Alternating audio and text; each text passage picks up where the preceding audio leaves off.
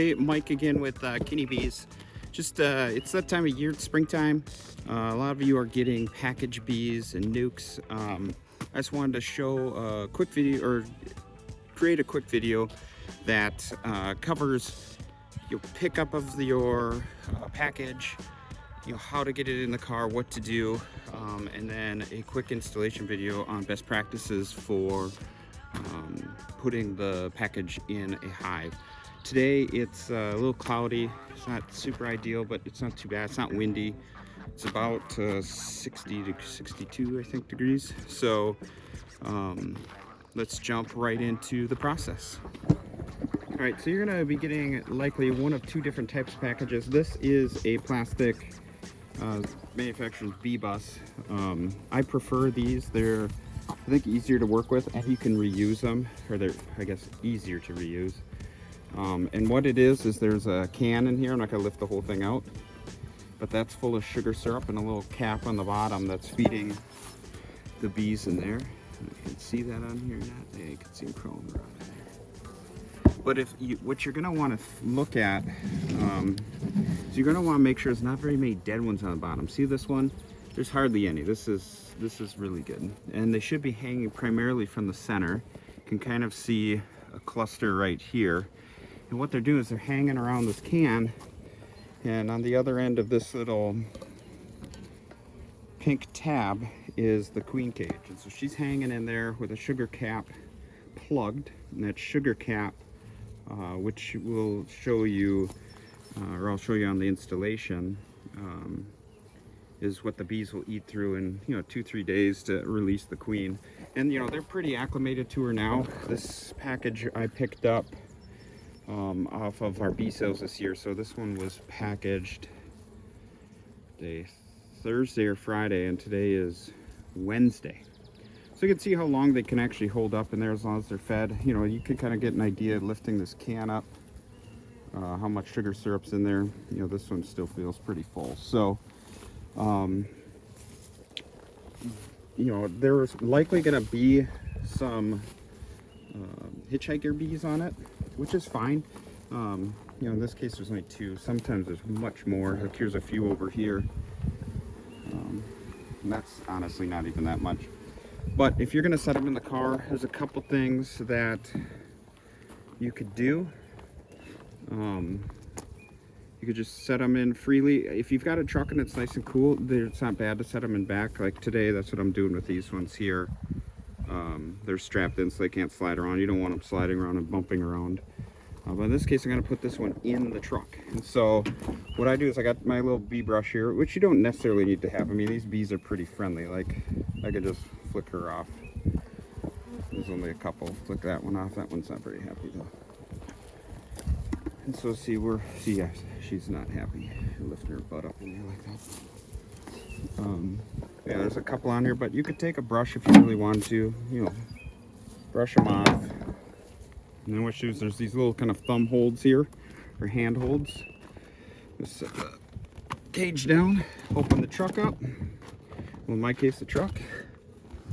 And they can comfortably sit right here in the back seat.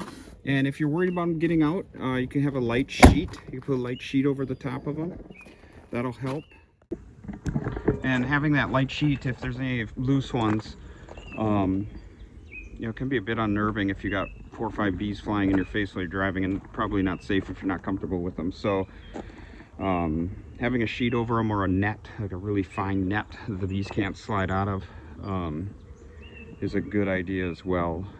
That way if any do get out, which is highly unlikely, but if you pick up any hitchhikers, or you didn't see any when you brushed them off, they're trapped under that net until you get home. So let's get over to the hive and get this installed. All right, so we are at the hive. We're going to be installing that package of bees on. There's a tick on the hive. And to do that, you want to have at least 3 or 4 of the frames out, so you have a spot to dump the bees in. So this is a dead out. We already cleaned it up. Got some nice honey in there for them, so we're not even going to need to feed them. But if you've got new equipment, you're going to want to make sure that you are feeding the bees sugar syrup or product for feeding bees in the springtime. Um, and the sugar water is 2 to 1, 2 sugar to 1 pound, or to 1 water, whatever ratio that is in weight. So if you want to make up, 3 gallons, it's not weight, 3 pounds, 2 pounds of sugar, 1 pound of water. But more honey here. So I've got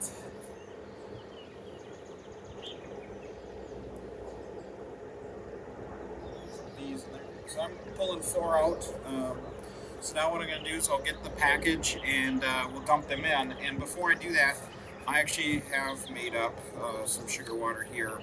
What I like to do, as long as it's not too cold, I never want to do this when it's cold. That will freeze the bees or chill them to the point where they'll die, and you don't want to oversaturate. But what I'll do is before I open the can up, I'm going to spray on the outside of the package, the sugar water, and what that'll do is it gets the bees cleaning themselves off, so they're not so concerned with flying. So then when you dump them in here, it's just not bees flying everywhere, which on a cooler day like today, you don't really experience too horribly. But it helps cut it down. There's still going to be a bunch flying, but not nearly the amount if you just dump them dry. So I'm going to go grab that package. So here's the package. We went over, what ultimately is in the package. You've got the feeder can and your queen. So before I get started, like I say, I want to spray them down with a fine mist. And we'll get every side. And I don't know if you can hear it, but once you spray them, they quiet down. And it's because now they're busy cleaning themselves off. And so what I'll do, some people like to bang the package to get all the bees to the bottom. I don't like that, especially if you're spraying them. All you gotta do is lift the can up. And when I lift the can up, I'm going to want to go in there, retrieve the queen, pull her out, and replace this can. Because then what I'm going to do is I'm going to fix the queen to a frame after I pull a plug off, which I'll show you. And that'll allow the bees to eat away at that sugar plug in what's called a slow release.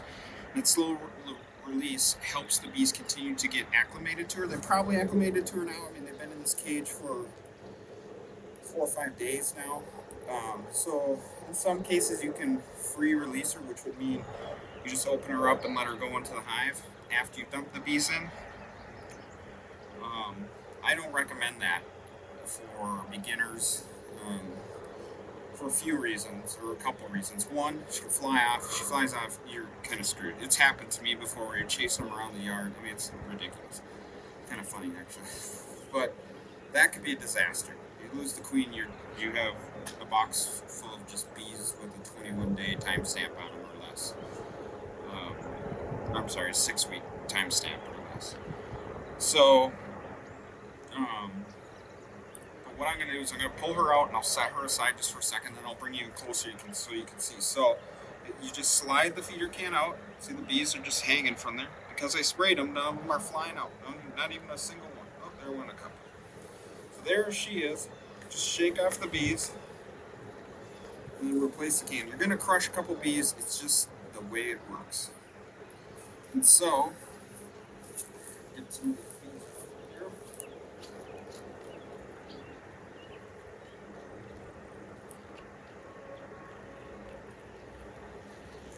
So this is the queen cage right here. You can see her crawling around in there. So she's alive and well. And this is the sugar plug. So this is the little apparatus that's hanging inside that cage. But what you'll do is you'll take the cap off, and in here is the sugar plug. So this whole section is sugar plug, and the bees will eventually eat at that. If you want a free release, there's another plug here that you pop open, and this whole end swings open and you can release it, but we're not going to do that. So what I'm going to do is I'm going to bring you in closer here. All right, so once again, queen cage, you want to find a spot on a frame that's not full of honey. You don't want to push this, so what we're going to do is we're going to push her into this comb. And if you push her in with honey, she's going to get covered in honey, and it could mean the end of her. So, what we're going to do is before I dump the bees in, and I like to try to keep her as high and in the middle as possible so she stays warm. But all you do is you just gently push her cage into that wax and it will hold. You want to make sure that the sugar cap, my tool, you want to make sure that the sugar cap or plug is accessible to the bees.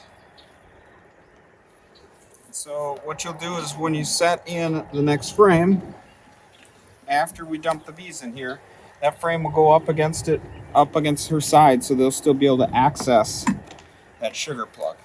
And at this time, you can take the cap and just dispose of it. In my case, I'm going to put it in my pocket. And then what we'll do, so then we're going to pull the can out. There's bees on it. I'm going to shake it off. We could do one of two things. We could pull this thing over and dump it in, but in this case, I don't want to do that. There's still lots of sugar in here, even though they've been here for 5 days. So, if you have a wooden cage, you would pull that off, dump them in. In this case, we've got the bee bus. I always forget about this. But there's these little straps on the end. If you just pop them off just a little bit, so there's two here, this whole gate will open up. And so, what I'll do is I'll open that. Just makes for releasing the bees a little easier. I don't know if you can see those little latches right here, but they're loosened up. You just need to open it up. Like to tip it down a little, so as soon as you open it, bees will fall out of there. And then you just give it some shakes. At this point, you want to tap the box to get the bees down, and then get the rest of them out. What I do is I'll put the cage right in front of the hive so the rest of them can fly out. At least the ones that didn't make it in there. So at this point, now what we'll do is we'll take those frames that we had out. I'm going to find one that doesn't have a bunch of honey, just in case. In this case, there's some dead brood from this is a dead out. I'm just going to set this in here, make sure not to knock that cage down, and gently push it up against the other frame. And now, so here's a bunch of honey, so they've got tons of food here. So I'm not worried about feeding them, they've got food in here. Get these frames in here. Another one full of honey. I don't have my brush with me, but what I'll often do is brush the bees, because we run insulated hives, so that's why it's so thick, the wall. We crush more bees. And then, simply get the cover on there. And then, so the bees will now start flying. We got them in there, the cover's on. Queens will eventually be released. Bees are going to start flying there. They've been in that cage a while, so a lot of times you'll deal with a cleansing flight where they're running around and they're flying around and defecating everywhere. It's a little yellow. You already see a bunch on the top here. I mean, they've been holding it for 5 days, which is, I mean, it's not bad for them. But what I'll do is I'll come back to this hive in probably 3 days, open it up, make sure that the queen's been released. If she hasn't been released yet, that's when I'll open up and free release her into the hive. The hive is plenty used to her by now. If she's been released, we'll just take the cage out of there. I like to reuse my cages, so I throw them in the dishwasher and just reuse them after they're all cleaned up. But yeah, so this hive is back to having a population, a healthy one. It's already built out comb in it, so she's going to start laying the second she gets in there.